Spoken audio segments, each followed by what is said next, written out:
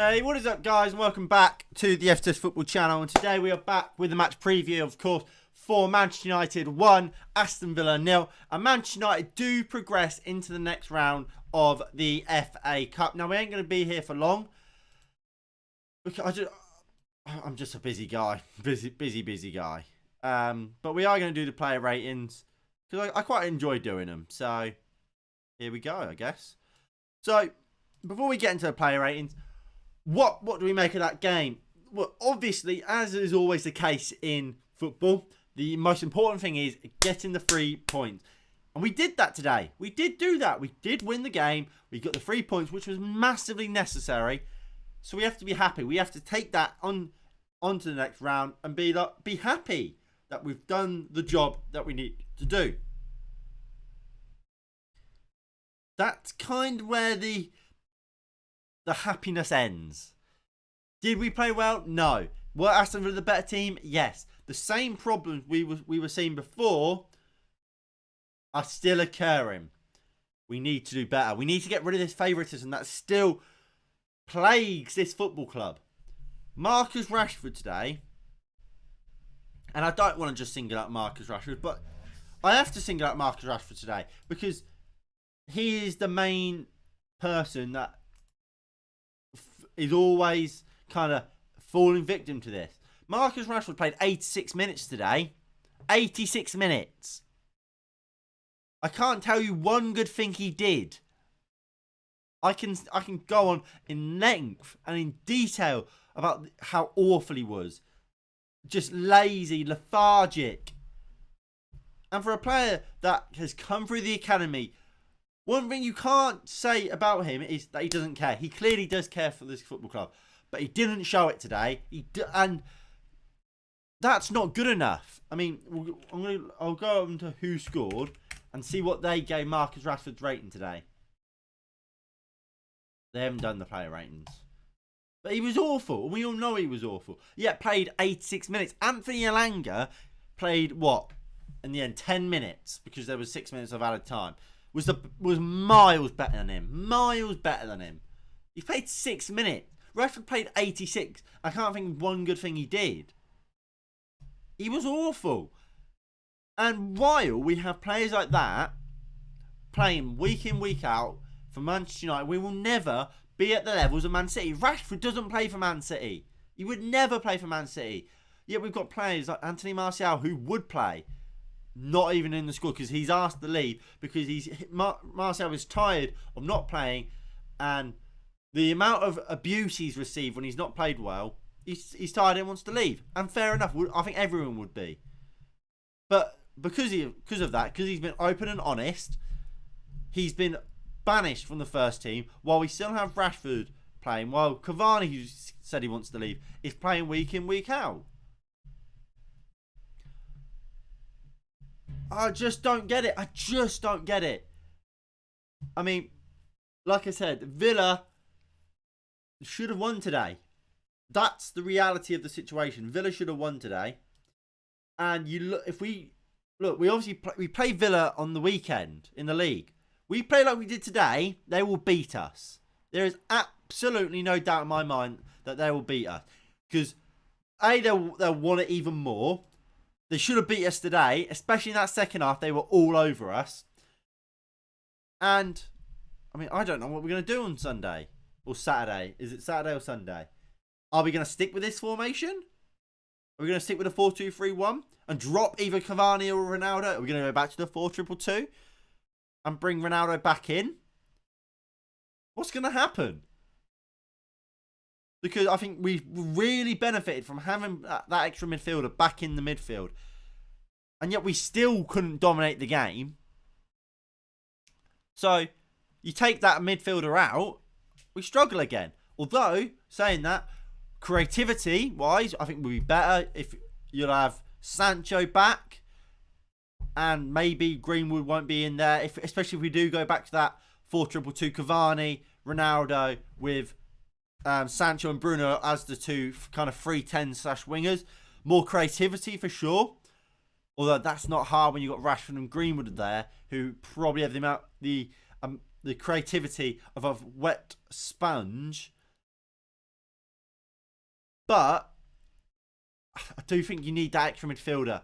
Whether it is Bruno playing in this role or you put someone in here like we saw at the end of the game when Donny van der Beek came on, I think you've got to have 3 midfielders. And I don't know. I don't know what Rafa's going to do.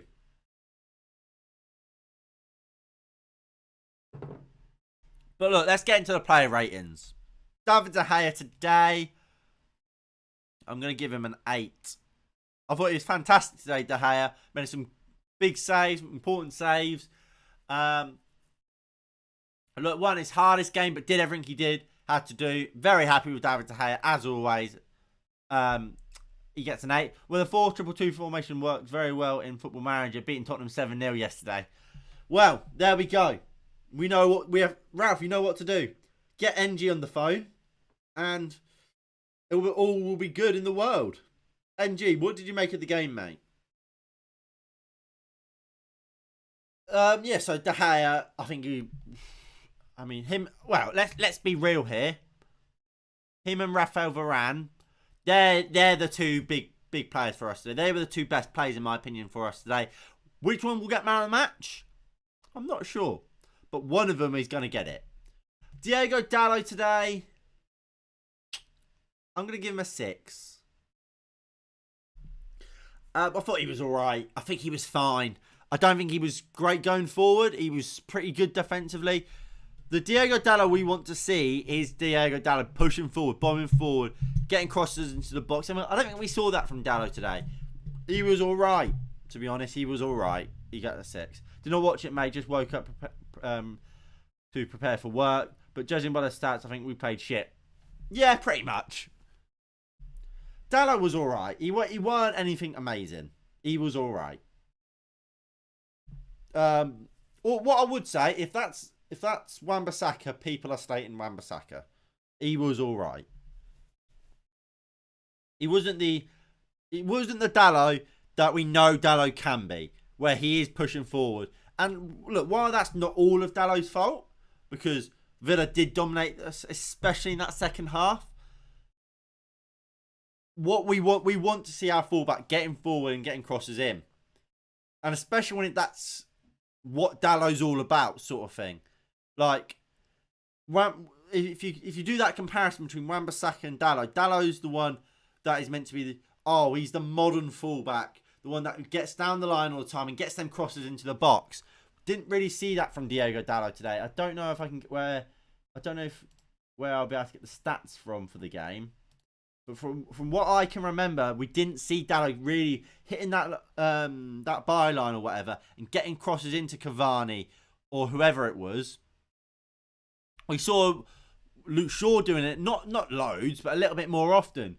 Again, look, I could just be forgetting it. And does SofaScore have the stats, the player stats? Maybe.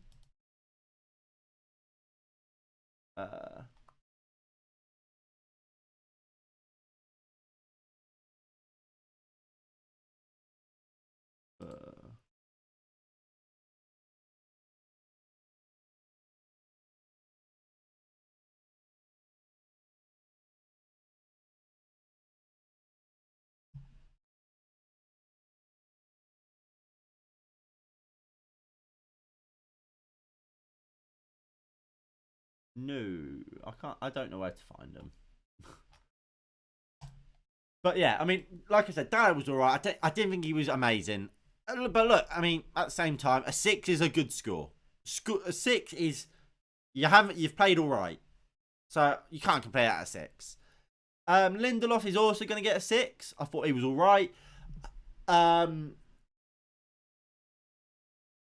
think kind of what we expect from Victor Lindelof. There was obviously a big mistake, but apart from that, I thought he was alright. Him and Varane, to say they haven't played together much, I thought they played well together, and I would stick with it. Obviously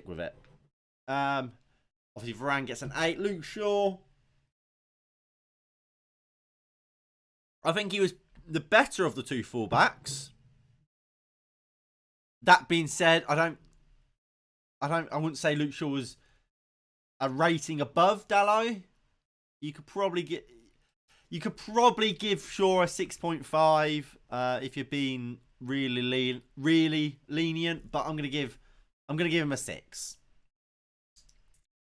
Similar, like I said with Dalot, weren't bombing forward loads and getting them crosses in, but I thought Luke Shaw was better than Diego Dalot, but not amazing again.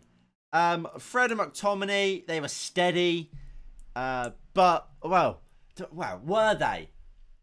I think with these two, we're so used to how bad they're when they are so bad, and we just kind of accept their level. And for their level, it was a steady performance. But if we're doing what we expect from them and what we should be expecting from them, not great. We didn't control the game. Aston Villa were miles the better team, and you control the game in the midfield. They didn't control the game. McTominay got his goal. I'm gonna give both 6s. Green. Well, let's first of all, I'm gonna give Rashford a 0. And I don't feel bad for it. Look, in the past, I have given 0s to players. Rashford was abysmal today. Abysmal. Lazy. Lethargic. Just watching the game breeze past him. Gave the ball away more times than I've had hot dinners. He was dreadful. How he played 86 minutes, I will never know. And the quicker he's dropped, and for a considerable amount of time, the better. I don't know what's happened to him, but his confidence is gone. His work rate today was dreadful. He looked like he didn't care. And to say someone who clearly does care for Manchester United, clearly supports Manchester United and has done in his whole career, to say he looked like he didn't care, something is up with him. I don't know what it is. I don't know if something's going on in his personal life. I don't know. But he can't keep playing because he's dreadful at the moment. Absolutely dreadful. I'm never been Marcus Rashford's biggest fan.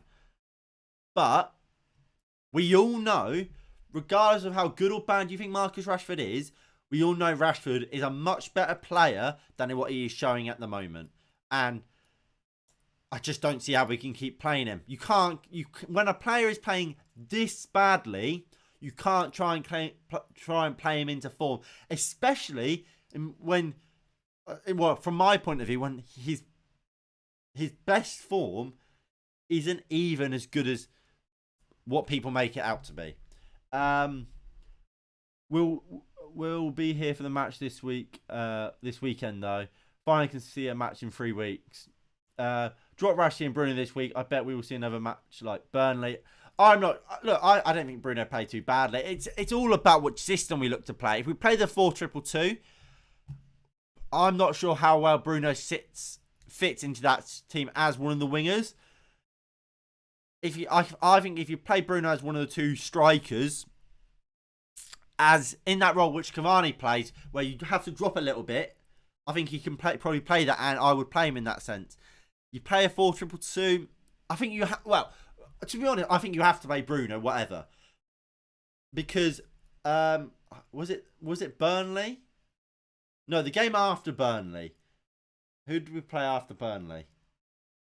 Wolves, was it? Was it Wolves? Yeah, it was Wolves. Until Bruno came on against Wolves, we had absolutely nothing going forward. We were dreadful. Bruno came on and we looked a little bit more threatening going forward. Of course, Wolves ended up winning the game, but we looked like we could have scored. Bruno should have scored.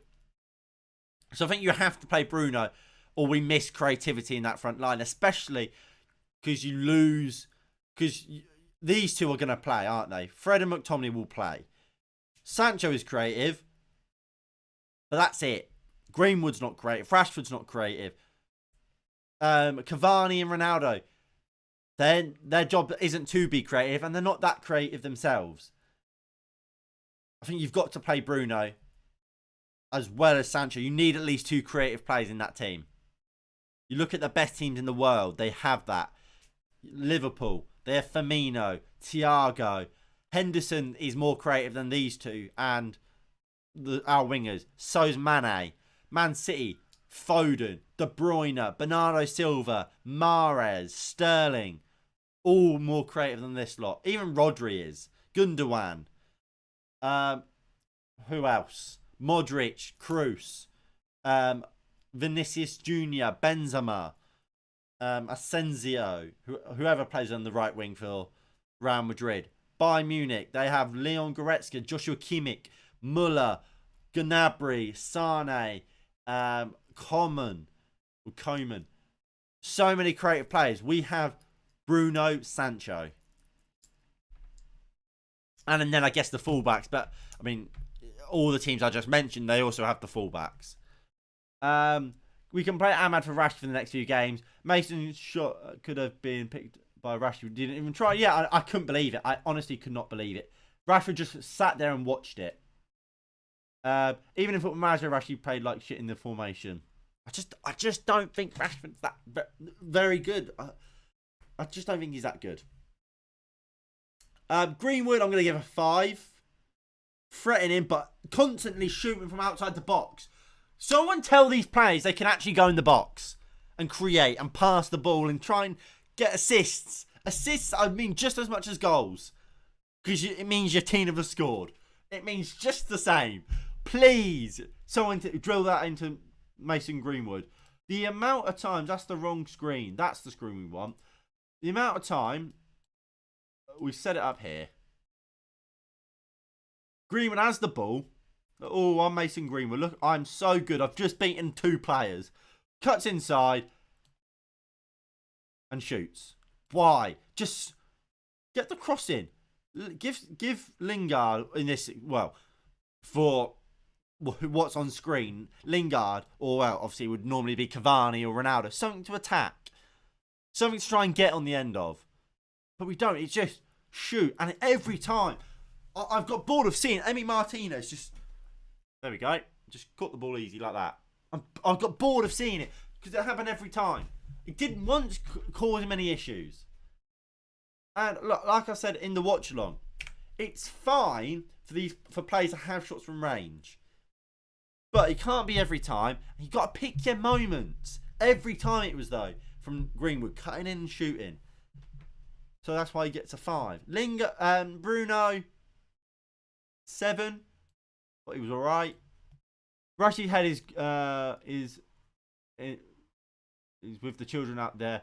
Well, he could take a break and sort things out. I'm sure he wants to be a goal scorer again, but not how he is playing. Look, whatever's going on, it's not an excuse. I didn't look. For me, you could call it harsh, but for me, if you are saying you are available to play for Manchester United and say you are ready, there's no excuses for outside the pitch. Clearly there is something. There must be something. But to me, I'm not letting that be an excuse. I'm not saying, oh, Rashford can have a 4 because clearly some other stuff are going on in his life. If you are declaring yourself available for Manchester United, then your performance on the pitch is all that matters. It doesn't matter why you might be playing bad. That's not good enough. If you're not in the mental state or you're playing with injuries, that's your fault. Like when Rashford was playing with injuries, if Rashford was playing through injuries because we had nobody else, if without Rashford we'd be playing under like Charlie Savage was having to play in the wing, and I'm pretty sure he's a centre mid. If that was the case, then I would give Rashford I'd give Rashford leeway last season. But he was declaring himself fit and was playing over players like Martial, Ahmad, Lingard. Well, not Lingard. Alanga, Greenwood, or whoever. He was the reason he was doing that. So I'm not going to give him leeway. Do we get a clean sheet because Maguire not started? No, we should have conceded. We should have conceded. They had so many opportunities, especially Ollie Watkins. They did score, but it was ruled off for a foul on Cavani. Another day, we'd probably lose that game. Cavani today, I thought he was poor. I can't think of him doing anything really.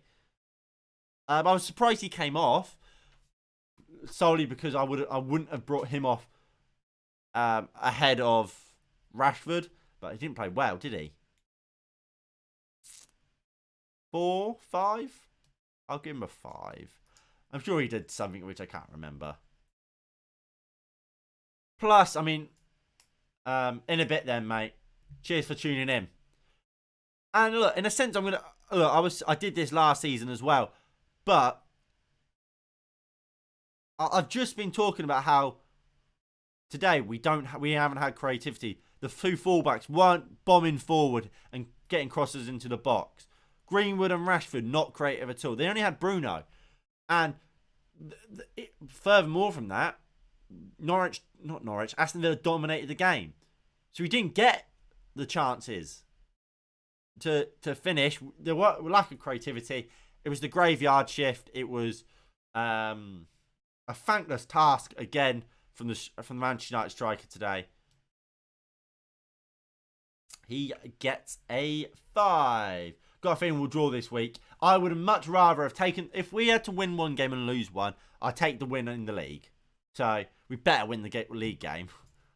Then the subs, I'm going to give Alanga a 7. I thought he was very good when he came on. I was very impressed. Van der Beek, I thought he was tidy. He weren't amazing, weren't terrible. 6. And Lingard gets a 6 as well. And Ralph Ragnick, he'll get a... I'm going to give him a 7. He came back to the 4-2-3-1, which I liked. Look, it's not completely his fault. Look, these two can't dominate a game. But then try somebody else in there, in my opinion. You can't keep on going, oh, it's not his fault he doesn't have players, and we aren't dominating games, and then keep going with the same two and expect different results. And that is on him. But we're through to the next round, and that's the important thing. I did do a watch along in the end. I started a bit late during kickoff. I wasn't planning on doing a watch along today because it's my girlfriend's birthday and we went out for a meal and stuff. But I ended up having a little bit getting back to my flat about 5 minutes before kickoff. So I thought, fuck it, I'll do a watch along for it. So I mean, we didn't actually get to see the goal on stream. The goal was before I started streaming, which is a bit of a shame. But yeah, top 4 even harder now without Arsenal at the cup. And Arsenal were always a good team. I've said this for a while. I'm not surprised Arsenal are doing so well. I mean, I remember when we did the stream for the transfer deadline day. I said I gave Arsenal a 7 out of 10. I thought they did have a good window, and I think even I'm being proven wrong in a sense that it was even better than a 7, maybe. I mean, I can't remember the reasons I gave it a 7.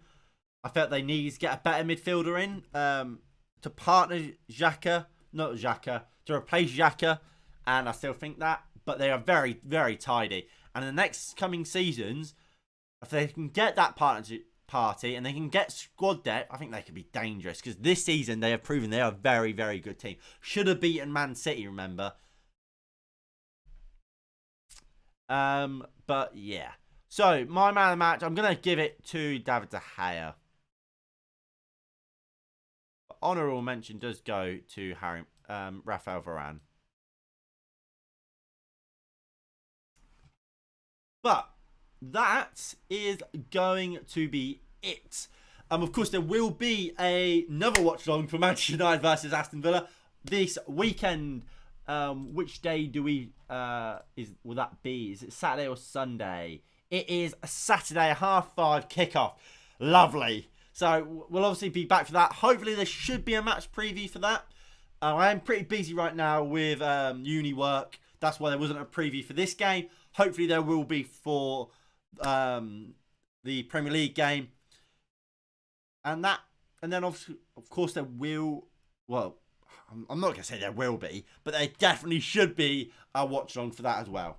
But anyway, thank you all for watching. If you did enjoy, please do hit that like button below and subscribe if you are new and you haven't already.